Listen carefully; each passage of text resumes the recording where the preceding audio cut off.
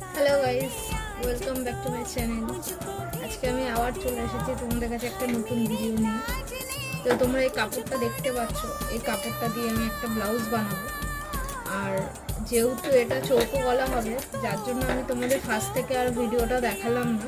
আমি অলরেডি এই কাপড়টার ওপরে আমি লাইনিংটা বসিয়ে নিয়েছি, দেখতেই পাচ্ছ। এটা পেছনের পার্টটা, আর এটা প্রিন্সেস কাট হবে। এটা হাতার কাটিং আছে, এই যে দেখতে পাচ্ছ হাতার কাটিং।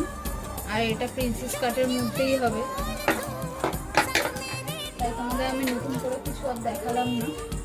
এবার দেখো, এই যে পেপার পেস্টিংটা দেবো, এই পিসটা খুব পাতলা, এর উপরে লাইনিংটা দিয়েছি, লাইনিংটাও খুব পাতলা।